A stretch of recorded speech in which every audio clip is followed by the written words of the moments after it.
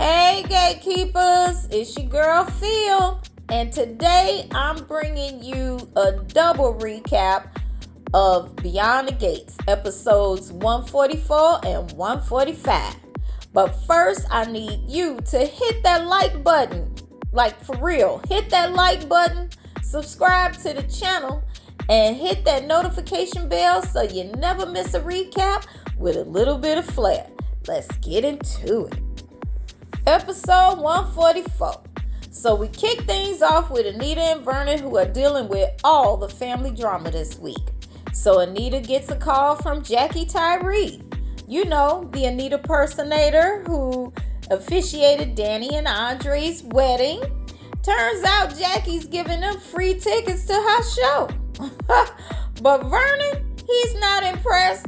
He like, why would I go see it in person when I got the real live thing right here? I'm living with her. I love her.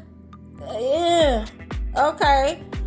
And then he says to Anita, why would you even let that wedding happen?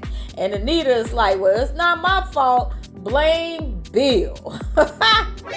And speaking of Bill, he's in court trying to stop Leslie from bulldozing the colonial house across the street. Spoiler alert, the judge denies his request. Leslie's got the green light to knock it down, and you know she's gonna milk it for all it's worth. Meanwhile, Martin sneaks in and gives his grandma a scare. Boy, I need to put a bail on you. But Vernon's not here for the fun and games. He wants Martin to make up with Smitty. I like you having you around, grandson, but I really want you and your husband to get back together. And then Martin is like, well, that's up to Smitty. But Anita thinks maybe a grand gesture will do the trick. Next up, we've got Leslie, who's out here stirring the pot as usual. She drops by Eva's place with a latte. Because nothing says I'm about to meddle in your life like caffeine, right? Eva's in a mood and Leslie's not helping. Girl, you better fight for Tomas. And Eva is like, he's into Kat, mama. But Leslie, she is not having it. She was like, hey girl, you better salsa your way into his heart. And then she drops this gem. These men don't know what they want. They're like two conflicted peas in a testosterone pod. I mean, she's not wrong, but Leslie really knows how to spin reality. By the end of that chat, Eva's actually considering fighting for Tomas.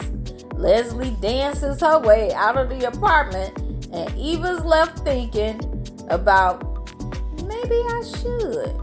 Okay. Now, over at Nicole, she's busy writing Doug's eulogy, which is sad. Kat shows up and they start talking about Danny's impulsive wedding and Kat's love life. Kat drops a bombshell. Turns out Tomas cheated on her with Eva. Oh no. Nicole is shocked.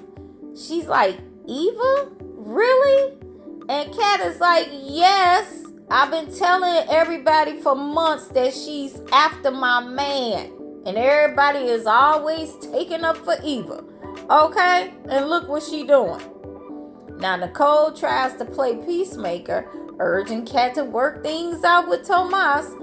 But Kat, she's not having it. She storms out, leaving Nicole to deal with her own messy love life. Exactly. Because at this point, Nicole, you don't have room to give anybody advice about their love life. Okay? Now let's talk about Chelsea, who is not here for Tomas nonsense. So she shows up at the law office to drop off a purse, a Chelsea Cat purse for her dad, whom he purchased for little Miss Haley. But Tomas is there instead. And she lays into him. She is like, you cheated on my cousin with Eva. Seriously? Dude, why you gotta be a jackass? And Tomas tries to defend himself. But I thought we had broken up. Oh, so he thought it was over with Kat because she told him he was lousy in bed. Well, you were, okay? But Chelsea doesn't let him off the hook. And she says, or lets it out, that Kat still loves you. But this is your mess to fix. And if you hurt her again, you better watch out. Now, when she tells him that Kat loves her, she does? She said that she loved me? Oh, wow. His face lit up like a Christmas tree. And I'm like, gag me already. Now, over at Orphe Jean, Smitty is scrolling through his social media looking at Danny and Andre's wedding photos when Ted shows up. They have a heart-to-heart about their messy relationships, and Ted gives Smitty some solid advice. He says to trust Martin, okay? He says, too, that sometimes he can understand where Nicole is coming from, but at the same time, he wants his wife back, and, she doesn't trust him anymore, And so that's why he's telling him, you got to trust Martin, okay? Now, later, Martin shows up and has a big confession. He said he's been scared of how Smitty sees him after everything that's happened. But guess what? Martin tells Smitty, I think I'm going to turn myself in. What? Okay, talk about a shocking decision. Now, Martin, why you gonna do that? And only to piss your grandmother and grandfather off. Like, boy, what are you doing? And then, of course, Vernon gonna have to make some calls because that's what Vernon does. Later, Ted heads over to Nicole's place. And he says to her, I was talking to Smitty, and I think we should try to work things out too. Of course, when he came into the room, she gave him a look like, ugh. And then says, Ted, what are you doing here? Ugh. And then he asks her to go to Doug's memorial with him. Because he says, I know you going to Doug's memorial. If you don't mind, we can go together. That really sounds nice. I'd love that too. But I already made plans with Carlton. Okay.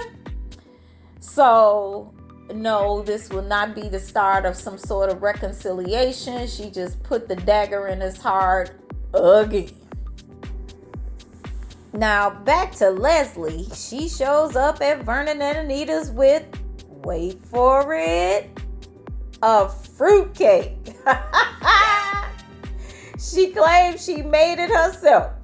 And Anita is like, it's too early for fruitcake and stuff. It's like October. Oh, no, I made this myself. When? Last year. And Vernon is like, that was a cake you made 10 months ago? And so she says, yeah, but I kept it in the freezer. These fruitcakes will keep in the freezer. But Leslie is not there to actually make friends. She's there to warn them about the construction noise. And they were like, okay, well, I hope it don't start anytime soon. And as soon as Leslie walked out that door, you could hear the construction noise. And finally, we've got the love triangle heating up. Tomas calls Kat, asking her to lunch. I've got dinner reservations at the club. And she says, you know what? I'm busy. And she shuts him down. Okay? Then Chelsea rants to Kat about Tomas. And when they hang up, guess who calls Tomas? Eva. He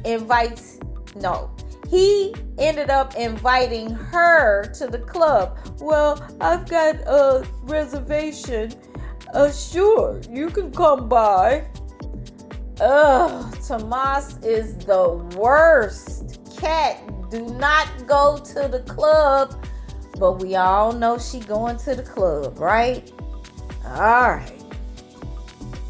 So, moving on to episode 145. We start off at the country club where everyone's gathered after Doug's memorial.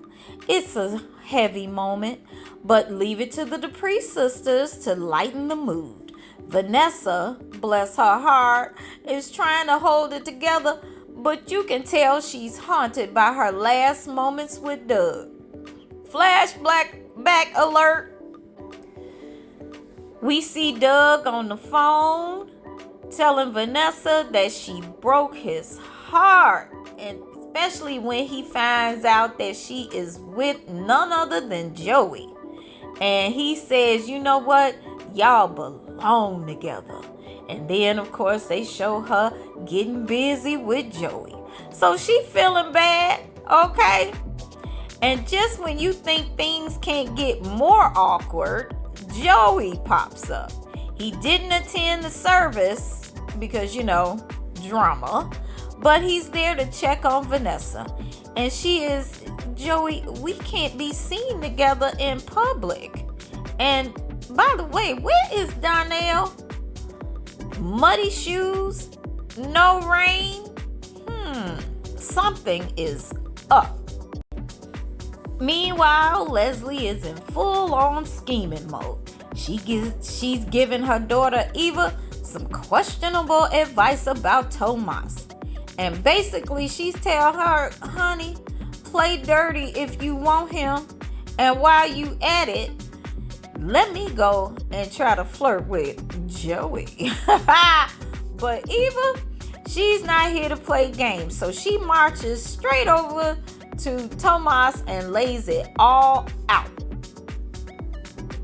She tells Tomas that she's hurt, but she's also being honest with him. Tomas the mannequin, on the other hand, is, I do care for you, Eva, but I love Kat. I didn't mean to hurt your feelings. You love her. How can you love the Ice Queen? She don't care about you.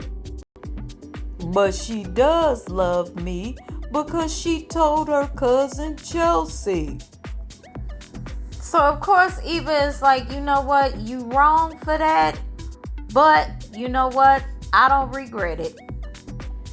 Meanwhile, Leslie goes over to give her condolences to Vanessa while flirting with Joey right in front of Vanessa's face. Now, obviously, she don't know the deal between Joey and Vanessa, but that's Leslie, okay? And then she leaves, and Joey is like, well, she's a live one. And yes, she is. So then we move on to Donnell, who is at the police station looking for answers about his dad's unaliving. He's clearly struggling, and honestly, my heart broke for him. He even went to the crash site alone. Bad idea, Donnell. And Jacob lets him know that he shouldn't have gone to the crash site by himself, but he did, so there's that. Then Jacob reassures him that Doug passed on impact and didn't suffer. Apparently, the car hit the tree and burst into flames, and nobody really could have saved him. But Donnell's not convinced. And then Marcel shows up, offering his condolences in the most suspicious way possible. Like, what are you up to, Marcel? Okay, but he over in the cut looking. Meanwhile, Vanessa is worried that Donnell is looking for someone to blame, and maybe even her. Joey steps in to reassure her that Doug's unaliving was not her fault. But you can tell this family is hanging on by a thread. Then later, Joey is at the casino watching footage of Marcel with Doug before the crash. And he says, you know what? We need to make Marcel disappear. But what he meant was, we need to remove Marcel from this video. Okay? That's what we need to do to make him disappear. Vanessa heads to the police station where she and Donnell look at the crash photos. Then Joey shows up with the casino footage because at that point Jacob was like, you know, we're not quite done with this investigation yet. We still need footage from the casino. And then that's when Joey shows up. I got exactly what you gonna ask me for anyway, and here's the thumb drive of the video. Okay, and so they watch the video, and of course Marcel is no longer featured in the video. Doug is there by himself sitting at the poker table. They show him giving up the watch, you know, and then when he stands up, he's kind of stumbling. So he and Donnell, I should say, and Vanessa kind of take it hard and they start crying because those were Doug's last moments. Meanwhile, Marcel is looking and making sure that he not on that video that they all looking at. Okay, and then he gives Joey a look like, I'm being protected, right? Meanwhile, over at Nicole's, Danny, Kat, and Chelsea are there, and they are all catching up after the memorial service. Now, Kat and Chelsea were kind of upset that they couldn't make it to the memorial, but they were busy. And then Nicole says, well, you know, it was live streamed and I got it, so you could watch it later. So they were like, okay. And then Kat stands up and she has this look on her face like, I got somewhere to be. And then she leaves. But we all know where she's headed. So the three of them talk about Kat still wanting Tomas after he cheated on her. And then Danny is like, I just can't understand why cheating on Dupree women seem to be the new trend. Okay? Nicole goes into the office to take a call, and Carlton tells them how awkward it was being at the memorial with Ted. Then they start grilling him about, so what are your intentions with Nicole? He sarcastically tells them he's known Nicole since kindergarten, but Ted got to her first. They appreciate the joke, but at any rate, Carlton won't speak for Nicole, but he cares about her and been caring about her for a long time. And he's been waiting for her to become available for years. Now, why would you tell him that? That just don't make sense to me. Okay? Nicole returns in the room and she tells Carlton that the only approval that you need is from me. Ugh.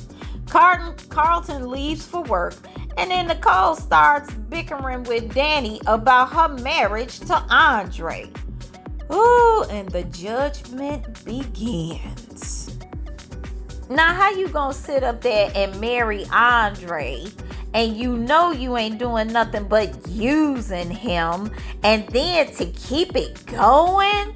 Like, what's wrong with you? You know what I'm saying?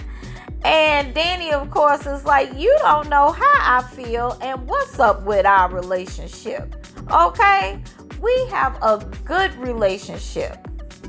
And I'm not using him. And then she tells Nicole, you know what? You a little bit too judgy for me. Okay? She then asks Chelsea how she feels about it. And Chelsea's like, well, you know, I wasn't anticipating Andre to become my stepfather. But then I know you, and this is how you get out. And Danny is like, yeah, you're right. You know, I can do some crazy stuff. But this one, I know what I'm doing with this one. So y'all ain't got to worry. Okay?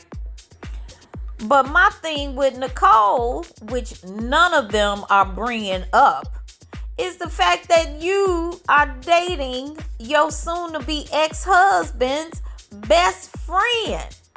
Y'all been knowing each other too long. He's been knowing Ted for too long. And neither one of them are thinking about the fact that, dang, this was my best friend. You know what I'm saying? This is my ex-husband's best friend. Am I the only one that think they wrong? Anyway, at the end of the day, I just hope that Carlton is just using Nicole because she, in his mind, has always been the prize. And I think once he gets that prize, he gonna dump her. And that's what she needs. Y'all let me know how y'all feel about Carlton and Nicole dating. Now back at the club, Eva is still sitting with Tomas, and guess who shows up? Kat. Okay? Eva accuses Kat of gaslighting Tomas. You just gaslighting him. You don't care about him. And Tomas is like, no, Kat didn't gaslight me. I love Kat, and that's that. And what did he say that for? Kat's face lit up. She's standing there looking all doe-eyed. He said he loves me. You know, I'm like, oh my gosh, are you kidding me? So Eva eventually leaves, and then it's just Kat and Tomas, and she's looking at him and, can you tell me that again? And he's, I love you. I love you too. They get to kissing, and now they so fired up that they can't wait to go home to have bang bang. So she suggests let's bang bang in the closet. Oh my gosh, at the country club. I'm like, oh my goodness.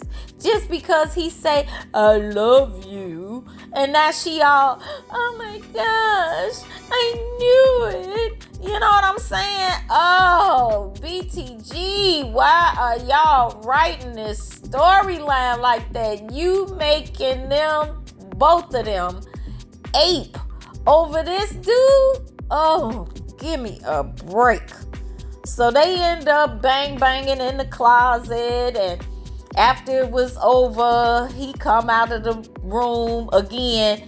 He all grinning from ear to ear, and how was that? And she like, it was great.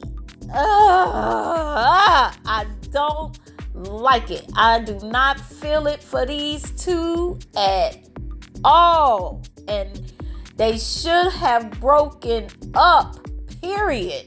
Okay?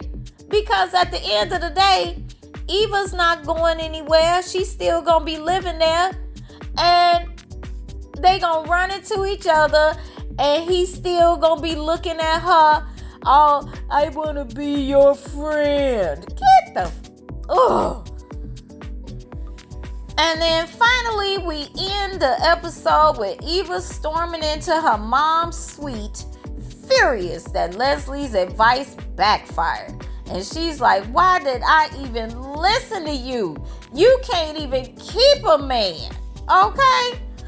And Leslie doubles down, telling Eva to fight for Tomas or risk losing him to Kitty Cat forever, okay? This mother-daughter duo is a hot mess. but I can't look away. Will Eva take her mom's advice and fight dirty? Or is she ready to let Tomas go? Only time will tell. And so, Gatekeepers, that's a wrap on episodes 144 and 145 of Beyond the Gates. What did you think of all the drama? Are you Team Kat or Team Eva? And at this point, Gatekeepers, I'm Team Nobody. Okay? Because Tomas, again, is the worst. Do you think Carlton and Nicole should be really dating each other, considering that he is Ted's best friend? Is Martin really going to turn himself in? And will Vanessa and Donnell figure out that something was more with Doug's accident?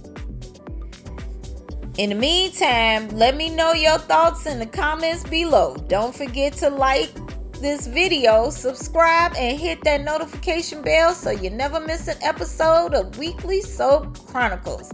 Until next time, Gatekeepers, keep the drama alive.